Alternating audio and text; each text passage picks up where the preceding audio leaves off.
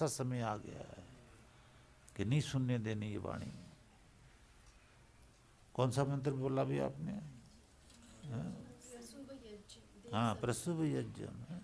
ईश्वर ईश्वर कह रहा, देखो वाचक लुप्त अलंकार है यहाँ कि ए नर नारियों विश्व के, मुझसे प्रार्थना करो कि हे ईश्वर देव प्रसुभ यज्ञम, यज्ञ की प्रेरणा दे कि हम यज्ञ करें। सारी दुनिया, हमारा विशेषकर हमारे देश ने ये कमाल करके दिखाया, यहाँ के पुजारी वजारी सब ने, साधु संतों ने, कि प्रसुभ यज्ञम नहीं होने देना, हमने यज्ञ नहीं करने देना। ये नहीं जानते कि भी तुमने भगवान से टक्कर ली है, ईश्वर से टक्कर ली है कि यज्ञ नहीं होने देना, यज्ञ नहीं करना, नाम लो तर जाओ। अरे भी चोला पहन के कोई साधु संत थोड़ी कहलाता है। मंत्र दृष्टा इति ऋषि, ईश्वर ने नियम बनाए जो योगाभ्यास यज्ञ वेद के द्वारा साधना करके अपने अंदर जिसने वेद मंत्रों का दर्शन किया है वो ऋषि मुनि तपस्वी कहलाता है। उसको चाहे आप साधु संत भी बोल दो, चाहे वो धोती कुर्ता पहने, पजामा कमीज वो पहने, और चाहे वो भगवा पहने। भगवा तो मंत्र बोलता नहीं है, सफ़ेद कुर्ता तो मंत्र बोलता नहीं। मंत्र तो अगर बोलना है, ज्ञान तो अगर बोलना है, तो वो विद्वानों ने ही बोलना है। अब वो विद्वान चाहे कोई से कपड़े पहन ले, हाँ अच्छा है कि भगवा पहन ले, कि दुनिया को दर्शन लेके चलो भी कोई साधु संत जा रहा है या विद्वान जा रहा है, बस इतने लिए है ना। बाकी कोई ये कहे जी आज मैंने सन्यास ले लिया, मैंने कपड़े पहन लिए तो मैं विद्वान बन गया। कैसे बन गया भी? विद्वान तो तप स्वाध्याय ईश्वर प्रणिधानी क्रिया योग। विद्वान तो तप स्वाध्याय ईश्वर प्रणिधान, ये तीन गुण तो चाहिए चाहिए कि तपस्वी हो। वो क्या तप हो? श्रुतम तप है, वेद सुना हुआ हो, बहुश्रोत्रिय हो। श्रुतम तप है, स्वाहा तप है, बहुत सारे यज्ञ किए वो, स्वाहा स्वाहा। यज्ञम तप है, यज्ञ किया हो। शम तप है, दम तप है, इंद्रियां संयम में हो, ये तप किए हुए हों उसमें। स्वाध्याय, उसको अपने आत्मा का ज्ञान हो कि मैं शरीर नहीं हूँ, मैं जीवात्मा हूँ। तदा दृष्टु स्वरूपे अवस्थानम, योगाभ्यास के बाद में ना योग चित्त वृत्ति निरोध है, तथा दृष्टु स्वरूप अवस्थानम, चित्त वृत्ति निरुद्ध हो उसकी, समाधिस्थ पुरुष हो। अगर तो ये हुए ना ऋषि मुनि तपस्वी या साधु संत बोल दो आज के ज़माने में। बाकी कैसे भाई कि तूने आज सन्यास ले लिया या तूने सन्यासी कपड़े पहन लिए तू विद्वान बन गया। बहुत सन्यासियों को तो बड़ा क्रोध आता बाबा, लाठियां बरस जाती हैं, खून निकली आते हैं। ये इंद्रिय संयम कहाँ से हो गया? देश को सुदृढ़ करने के लिए विद्वानों की ही जरूरत होती है, ऐसा वेद बोलता है। अगर दशरथ श्री राम के पास विद्वान, तपस्वी, ऋषि, यज्ञ करने वाले, वेदों के आचार्य, गुरु वशिष्ठ ना होते, क्यों ना होते, थे ना। अगर ना होते तो वहीं से देश का बेड़ा गर्क शुरू हो जाना था, पर थे। इसलिए भारतवर्ष की भूमि ऋषियों की भूमि कहा रही आज तक कि यहाँ देव यजनी, देव पैदा होते आए, देव पैदा, वेदों के विद्वान ऋषि मुनि यज्ञ करने वाले पैदा होते आए। पर अब ये व्याख्या, ये डेफिनेशन धरी की धरी रह रही है। गवर्नमेंट साथ ही नहीं देती कि भाई स्कूलों में वेद लगा दो बाबा, हिंदू मुस्लिम सिख ईसाई पारसी जैन साधु सबका कल्याण हो जाएगा। जब ये मंत्र गूंजेंगे ना वातावरण में, सबका कल्याण होगा।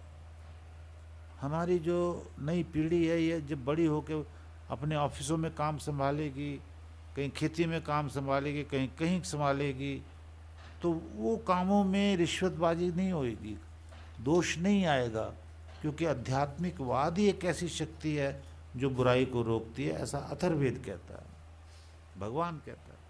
अब आध्यात्मिकवाद नहीं है, ऊंची ऊंची पोस्ट मिल गई हैं, भ्रष्टाचार फैलता जा रहा, क्योंकि आध्यात्मिकवाद रोकता है भ्रष्टाचार को। कानून कैसे रोक देगा? कानून कैसे रोक देगा भाई? आप सोचो, कितने कानून बने, भ्रष्टाचार रुक गया। अभी नोटबंदी लागू हुई है, भ्रष्टाचार रुक जाएगा भाई? ईश्वर कहता नहीं रुकेगा, हम नहीं कह रहे भाई, हम ईश्वर की वाणी सुना रहे हैं। ईश्वर कहता नहीं रुकेगा, क्योंकि भ्रष्टाचार रोकने के लिए बताओ क्या चाहिए? बोलो, हाँ? वेद तो चाहिए। अरे भ्रष्टाचार रोकने के लिए इंद्रिय संयम चाहिए। भ्रष्टाचार मन और बुद्धि करता है, तो मन बुद्धि पर लगाम डालने की जरूरत है भ्रष्टाचार रोकने के लिए, और वो लगाम लगाएगा वेद। वेद को तो तुम देख नहीं रहे हो, लगाम ढीली हो चुकी है घोड़ों की, यानी इंद्रियों की। तो बड़े से बड़े ओहदे पर पहुंचकर कोई बिरला ही है जो भ्रष्टाचार से रुक जाता है। भ्रष्टाचार तो फैलेगा ही फैलेगा। अभी नोटबंदी से कैसे भ्रष्टाचार रुक जाएगा? अब देखो, इतने तो अत्याचार हो चुके नोटबंदी के बाद। मैं आपको उदाहरण दे रहा हूं ना, हिरोशिमा पे बम डाल दिया, बेकसूर मर गए। जबकि पुलिस का और आर्मी का ये कर्तव्य बताया, हमारी आर्मी तो ये पुलिस निभाती है, कहीं नहीं निभाती तो गड़बड़ है, जो नहीं निभाते उनको पाप मिल जाता है। लेकिन मोस्टली हमारी आर्मी विश्व की सबसे अच्छी आर्मी गिनी जाती है। हमारे जवानों का करैक्टर है। तो ये बताया वेदों ने कि भाई आर्मी हो, पुलिस हो, जनता के बीच में या विदेशों में जो शत्रु हैं, समझ रहे हो मेरा बात, उसको टारगेट करे, यानी शत्रु को टारगेट करे, शत्रु को ढूंढ ढूंढ के मारे। कोई बेकसूर बच्चा, जवान, बूढ़ा, सिविलियन ना मारा जाए। लेकिन हिरोशिमा पे भी तो ये बेड़ा गर्क कर दिया। तो अमेरिका की निंदा हो रही कि नहीं हो रही? ऐसी पाकिस्तान ने पीओके पे अधिकार कर लिया, कबाली भेज दिया, वहाँ माँ बहन बेटों की इज्जत पे हमला हो गया।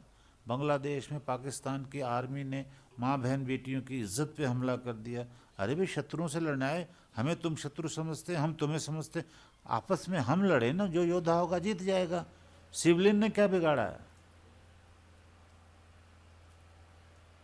तो जो आर्डर है वेद का, भगवान का, कि भाई तुम दुश्मनों को चुन चुन के मारो, बेकसूर पे हाथ नहीं लगाना, सज्जनों की रक्षा करो, ये राजा का कर्तव्य है, नहीं तो ईश्वर दंड देगा। तो नोटबंदी में तुम, और फिर ये कहा भगवान ने कि भाई एक दिन के लिए भी प्रजा दुखी ना हो। देखो, सुनो ऋग्वेद का वाक, जैसा राजा अपने लिए सुख चाहता है वैसा ही जनता को भी दे। जैसा सरकार के मंत्री अपने बेटे बेटियों को पालते हैं वैसे ही प्रजा को पालें। तो समान रूप से सुख दो, बेकसूर ना। तो नोटबंदी ने तो बहुत बेकसूरों को जान से भी मार दिया और आज तक दुखी कर रहे हैं। वेद कह रहे हैं कि एक क्षण के लिए भी दुख नहीं देना। अब हम क्या कहें भाई, हमारी सरकार जो 70 साल से राज कर रही है, अब जो आई है, या पीछे भी यार, ये सारे के सारे वेद के खिलाफ है ना। वेद तो जानते ही नहीं है। जब इस नियम को नहीं जानते तो नोटबंदी लागू कर दी और बेकसूर जनता भी मारी गई। तो इसका खामियाना सरकार को, हमारे राजाओं को तो देना। ये तो ईश्वर कह रहा है कि मैं तो दंड दूंगा तुम्हें, तुमने बेकसूरों पे हाथ क्यों लगाया? भाई नोटबंदी लागू करो, तुम्हारा अधिकार है, पर वेद ना जानने के कारण और या फिर अपना नाम ऊंचा करने के कारण ने बहुत बड़ा कानून बना दिया। वो बेचारी बेकसूर जनता का भी बेड़ा गर्क कर दिया। तो मैं तो आपको ज्ञान दे रहा हूँ ऋग्वेद से सबको, दुनिया को, कि इसमें ईश्वर को क्रोध आया है, ईश्वर ने दंड देना। मैं कांग्रेस आई की या बीजेपी की या बसपा की या किसी की बात नहीं कर रहा, मैं तो ईश्वरीय बात कर रहा हूँ कि ईश्वर ने दंड देना है कि बेकसूरों को क्यों चपेटे में लाए।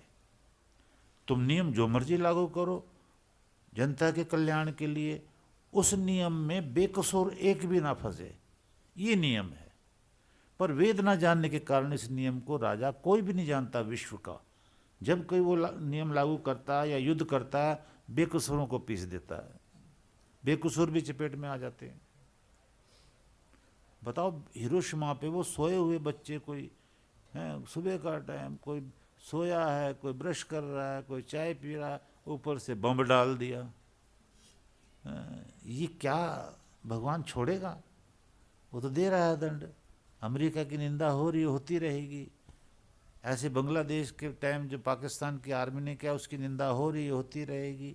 ऐसे कबाली भेजे और माँ बहन बेटियों की इज्जत पे भी हाथ डाला गया, निंदा हो रही है, होती रहेगी। मुझे डर है कि नोटबंदी में भी जो बेकसूर जनता फंसी है, इसकी भी निंदा होनी है, होती रहेगी। ये नियम नहीं है कि 50 दिन के बाद सुख मिलेगा, ये नियम नहीं है। हालांकि मिला नहीं, आगे मिले हमें नहीं पता, तो मैं तो नियम बता रहा हूँ कि ऋग्वेद में कहा कि एक क्षण के लिए भी प्रजा दुखी ना हो, राजा ऐसी व्यवस्था करे, और जो दुष्ट हैं वो एक भी बच ना पाए, राजा ऐसी व्यवस्था करे। सज्जनों को कोई कष्ट ना हो, राजा ऐसी व्यवस्था करे। ये ऋग्वेद के वाक्य में आपको सुना रहा हूँ। सारे ही कैंसिल, क्योंकि ऋग्वेद कोई सुनता ही नहीं राजा, तो उसी नियमों से क्या लेना देना। विशुद्ध राजनीति जो है वो तो वेदों में है। राजा ऐसी व्यवस्था करे, ऋग्वेद बोलता है कि वेद का ज्ञान घर घर पहुंचे, कोई भी अशिक्षित ना रह जाए। राजा ऐसी, कल परसों सुना रहा था ना मैं ऋग्वेद से, अशिक्षित ना रह जाए। ये क्या चल रहा है? कहाँ हमारी शिक्षा है? गांव में नहीं है शिक्षा, दूर दराजों में नहीं है शिक्षा। तो ये भगवान की वाणी को ना सुनने के कारण विश्व में एक भूकंप सा आ गया है। दुखों की नदी की बाढ़ बह गई, बह चली है। टेररिस्ट पैदा हो गए हैं, नारी का अपमान है, भूखमरी है, गरीबी है, किसानों की हालत खराब है। यही नहीं, नई नई बीमारियां भगवान ने दे दी हैं। आप कहते हैं, आपको पता है कल मैंने ऋग्वेद का मंत्र सुनाया था, उसमें क्या था कि हम सबका राजा कौन है? परमेश्वर। अब उसने अपना संविधान लागू किया हुआ कि नीचे बहुत गड़बड़ होगी पृथ्वी पे, तो दुख दे रहा है वो। दुखों की बाढ़ में सारा विश्व है इस समय। ISI की भी उत्पत्ति कर दी, देखो। अगर वेद रहते तो वो राम राज्य था, फिर तो राम राज था। आगे चलो।